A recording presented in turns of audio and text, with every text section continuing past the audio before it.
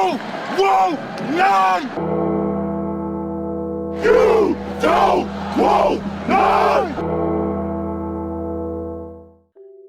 What's going on, Tar Heel Nation? It is your favorite North Carolinian, Russ, the Tar Heel. And in this huddle, baby, we're going to talk about the North Carolina Tar Heels trip to the other side of the world as they take on the Hawaii Rainbow Warriors out of the Big West Conference in Honolulu this weekend at 12:30 a.m. That's right, 12:30 a.m.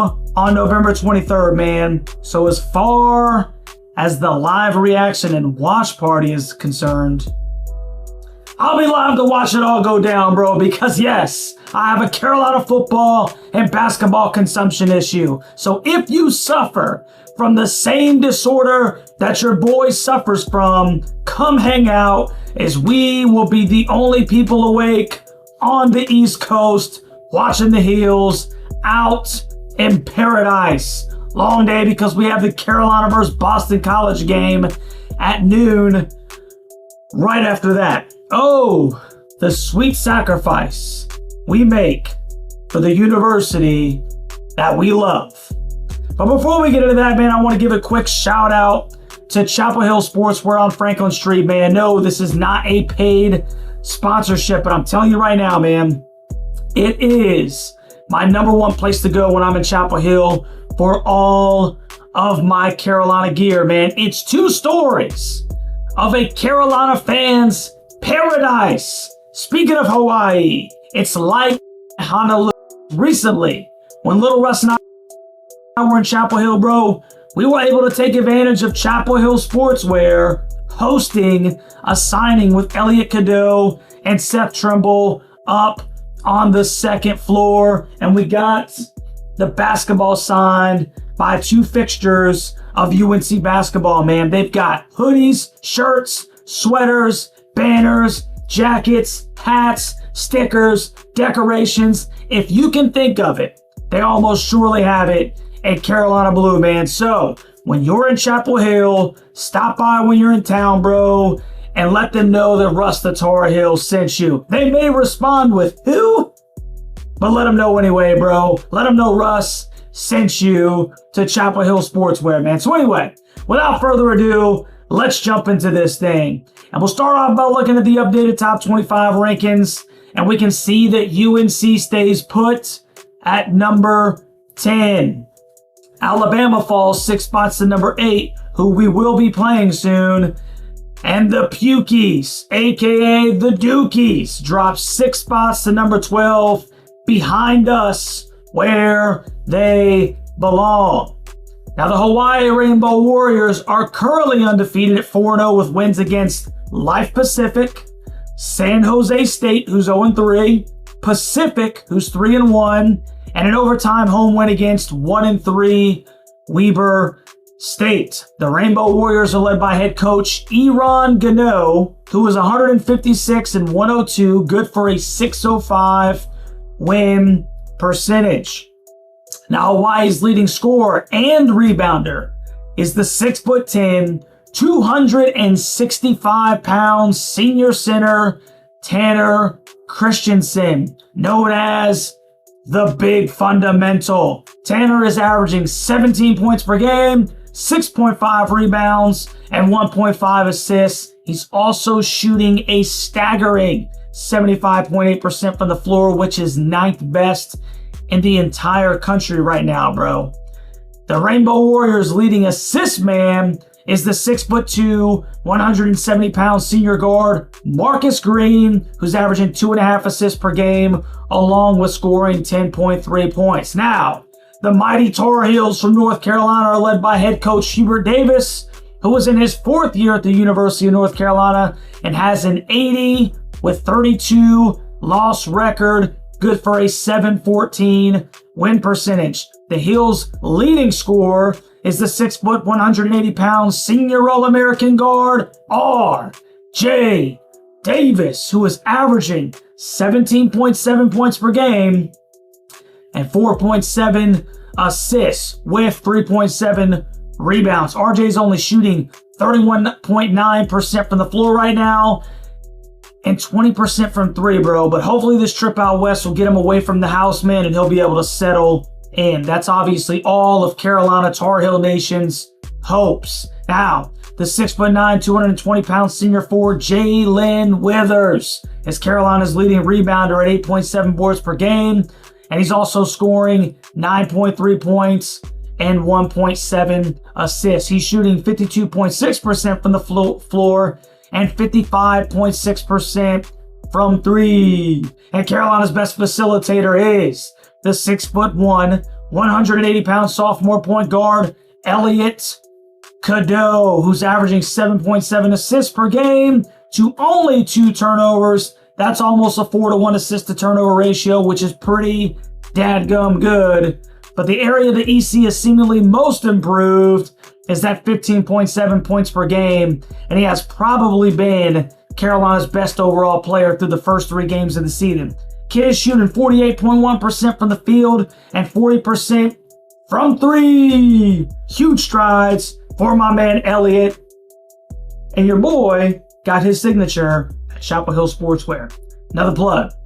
Anyway, now that we've taken a look at the individual statistic leaders for the Rainbow Warriors and the Tar Heels, let's take a look at the team stats. And we can see that the University of North Carolina is averaging 95.3 points per game and allowing 74.3 points per game, while Hawaii averages 81.3 points per game and gives up 66 on the dot. Now, Carolina averages 43 rebounds compared to Hawaii's 36.5, and the Heels average more assists and steals per game. So now that we've looked at the team stats, let's get into Russ's 3 keys to a Tar Heel victory. And key number 1, gotta be pesky with the Hawaii guards.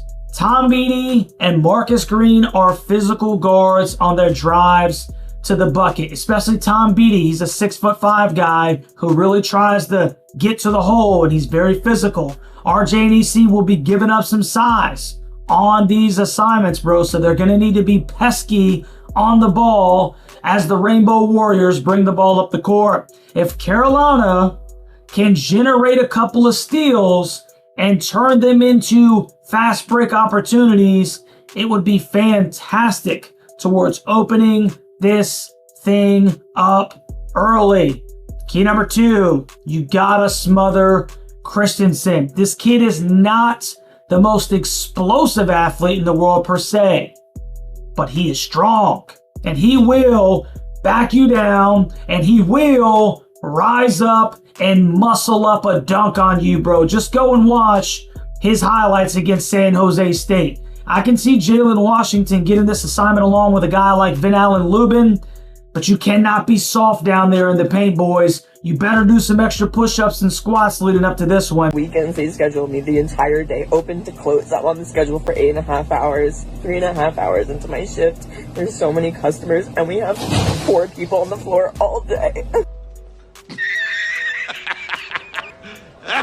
And whenever the Warriors dump it down in the post, Carolina needs to help. You've got to smother Christensen. And key number 3, just have fun, man. You may say have fun? Yes, that is a key. You're playing basketball in Hawaii, and you have the Invitational right after that, bro. Take a second to consider how fortunate you are to be wearing Carolina blue and to be in Hawaii for a week playing basketball, bro. Have fun, enjoy the ride, and win some daggum games, baby. And that'll take us to the prediction portion of the show. The ESPN matchup indicator gives the Heels a 95.5% chance at beating Hawaii. Now, there are 4,759 miles that separate UNC from the University of Hawaii. That's a long way, baby. Not to mention, you're playing a basketball game after midnight, or at least your body's time coming from the East Coast. The game is after midnight. That's going to be tough, bro.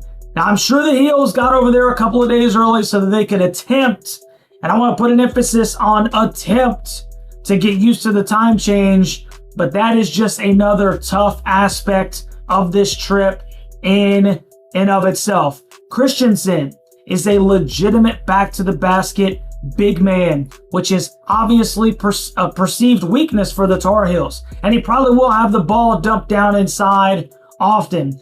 The question that I have is, how does Coach Davis choose to defend him down low on the blocks? Do they help down inside as Christensen tries to assert his physicality down below the rim? Or does Carolina actually provide Jalen Washington or Invitational Lubin with some weak side help from a defensive perspective, man? And another thing about Invitational Lubin, hey, bro, you can't just be in there fouling people, okay? Get in there, play some good defense. And but that is what I'm looking for, is how does HD guard the big man down on the blocks, man? Another thing I'm looking at is, how do the Carolina guards match up against the Hawaii guards? Can they utilize their superior athleticism and generate points on some runouts? Can they be pesky on those ball carriers, man? Here's what I think. I think that Carolina in the end is just too athletically gifted for this Hawaii team, but the Rainbow Warriors do play with some grit. I would not be surprised at all if this one is not a blowout with all those previously listed variables, my fellow Tar Heels. I'm going to go with Carolina by 15 in this one. And I think Carolina spreads it out a little bit later in the game as well, after Hawaii starts fouling and Carolina's knocking down some free throws late in the game. So you let me know what you think about this game, Tar Heel and the Rainbow Warrior Nation.